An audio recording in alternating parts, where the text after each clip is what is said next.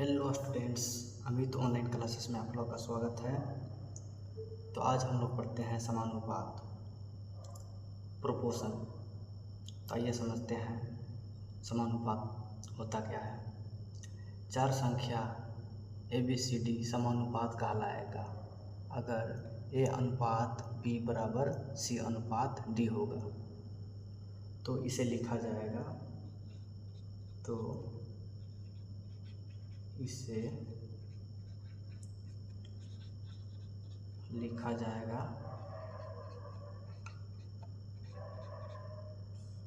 तो इस प्रकार से लिखा जाएगा।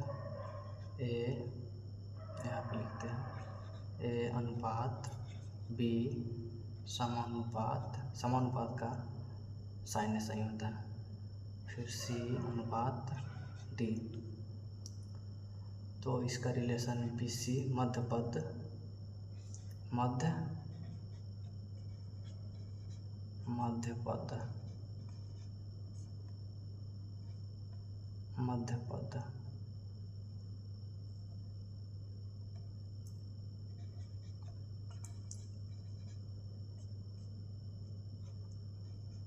मध्य पद, इसे मिड टर्म इंग्लिश में मिड टर्म, और इसे बाह्य पद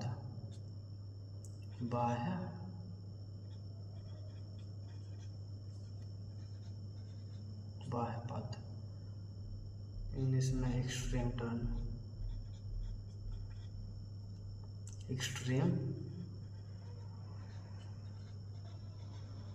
टर्म बोला जाएगा। तो इसका रिलेशन बच्चों, तो इसे इस तरह से भी लिखा जाएगा, जैसे बाह्य पद का गुणनफल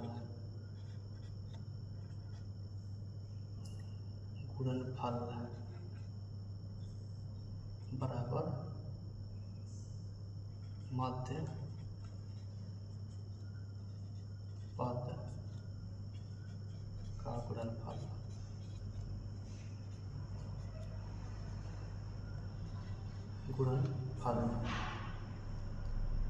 जैसे AD बराबर BC हो गया ना बच्चों। इसी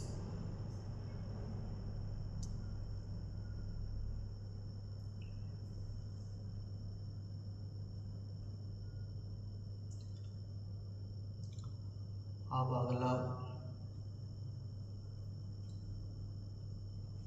अगला पॉइंट हम लोग समझते हैं, इसमें फिर क्या क्या आता है। अगर हम लोग को पूछा जाएगा, जैसे कि अगर हम लोग को पूछा जाएगा क्वेश्चन में अगर पूछा जाएगा,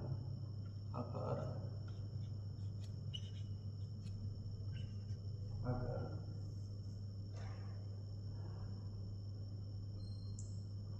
ABC समानुपात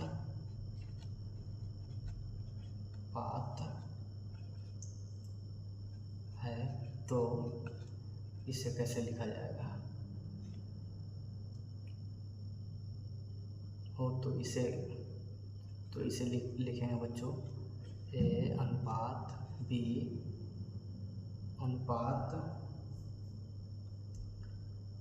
समानुपात B अनुपात C, इस तरह से लिखेंगे।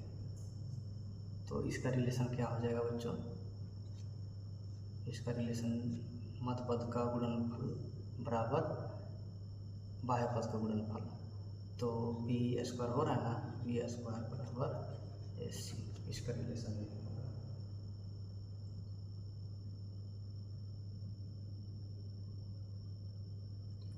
तो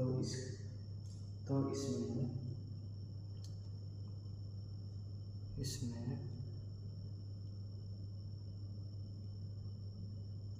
जहाँ तो इसमें फिर रिलेशन हो जाएगा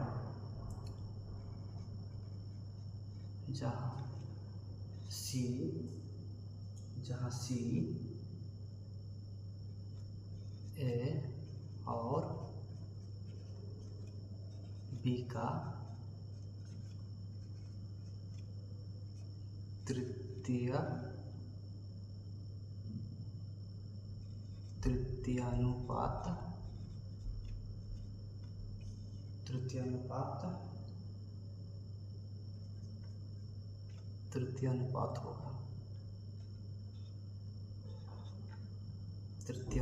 होगा, बच्चों, समझे ना बच्चों।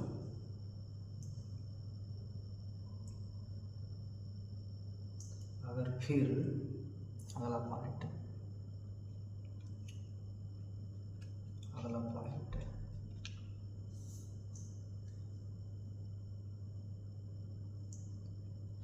ए अनुपात बी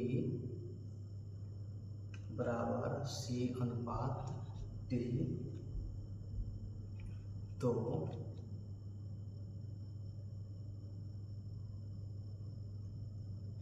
डी, तो लिखेंगे बच्चों डी ए बी सी का चतुर्थानुपात होगा बच्चों,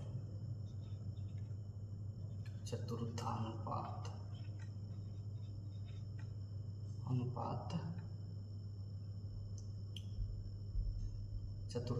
होगा बच्चों, होगा। क्या कहना आएगा, जैसे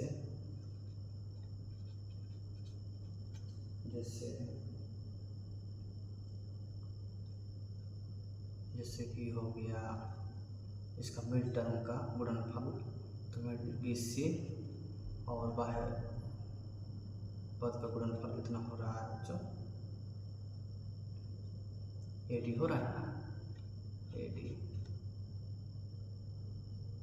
तो इसमें इस तरह से भी लिखेंगे बच्चों, तो इस तरह से लिखने में अच्छा होगा, एडी बराबर बी सी, बराबर ना बच्चों। तो इसका तो यहाँ पे क्या बोला जा रहा है, ए अनुपात बी बराबर सी अनुपात डी, तो डी ए बी सी का चतुर्थानुपात होगा। यहाँ पे पता लिखा जा रहा है, तो यहाँ पे डी बराबर बी सी बटा ए होगा। इस सब को पॉइंट को आप लोग को ध्यान में रखना है, क्योंकि इसी से क्वेश्चन का एग्जाम्पल हम लोग समझेंगे। तो आइए हम लोग अब एग्जाम्पल के थ्रू क्वेश्चन को समझने की कोशिश करते हैं।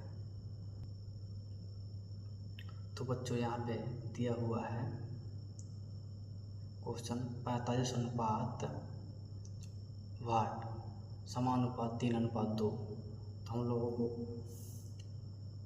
इससे पहले टॉपिक में क्या समझे थे, मध्य पद अर्थात मिड टर्म का गुणनफल इक्वल टू बाह्य पद का गुणनफल। तो मिड टर्म का गुणनफल कितना होगा, इसको हम लोग x मान लेते हैं, x। तो इसमें मिड टर्म का गुणनफल कितना हो रहा है बच्चों, 3x। यहाँ पे लिखते हैं 3x इक्वल टू क्या हो जा रहा है, 45 दूना 90 हो रहा है, 90। तो यहाँ से कट जाएगा 30 × 90। तो x बराबर कितना हो रहा है बच्चों, 30 आंसर कितना होगा। फिर हम लोग अगला क्वेश्चन अब समझते हैं। तो यहाँ पे क्वेश्चन में दिया हुआ है 5 और 10 का द्वितीय अनुपात क्या होगा। तो हम लोग पहले भी इसको समझे हुए थे, पॉइंट को हम लोग लिखवाए थे ना, तो उसी से रिलेटेड है। द्वितीय अनुपात क्या होगा, तो इसमें लिखेंगे बच्चों 5 अनुपात 10 समानुपात, फिर यहाँ पे 10 है तो 10 को ही लिखेंगे, फिर अनुपात x। मतलब यह द्वितीय ही पद की है बच्चों। तो यहाँ पे फिर कैसे लिखेंगे, मध्य पद का गुणनफल इक्वल टू बाह्य पद का गुणनफल। तो बाह्य पद कितना हो रहा है 5x इक्वल टू 10 दहिया 100 हो रहा है बच्चों। तो 20 बच्चे 100, तो आंसर क्या हो गया 20, यही आंसर होगा बच्चों। फिर हम लोग अगला क्वेश्चन अब समझते हैं। तो बच्चों यहाँ पे अगला क्वेश्चन समझते हैं। 2:5, 1:5 तथा 1:5 का चतुर्थानुपात क्या होगा। तो इससे पहले हम लोग ये सब पॉइंट को समझ चुके हैं, तो इसका भी उसी तरह से हम लोग ज्ञात करेंगे। जैसे 2:2.5 अनुपात 1.5 समानुपात 1.5 अनुपात यहाँ पे x। इसका भी उसी तरह से बाह्य पद का गुणनफल इक्वल टू मध्य पद का गुणनफल। तो बाह्य पद का गुणनफल कितना हो रहा है 2.5x इक्वल टू 1.5 गुने 1.5। मध्य पद का गुणनफल कितना होगा 22.5, 15 15 225, 22.5 होगा ना बच्चों। तब तो इसमें x इक्वल टू कितना हो जाएगा, x इक्वल टू 22.5 बटा 2.5 कट जाएगा तो कितना हो जाएगा बच्चों 9 में कट जाएगा, 9 बार में। तो यही x इक्वल टू अर्थात चतुर्थानुपात कितना हो जाएगा 9, यही आंसर होगा बच्चों। समझे ना बच्चों। तो बच्चों हम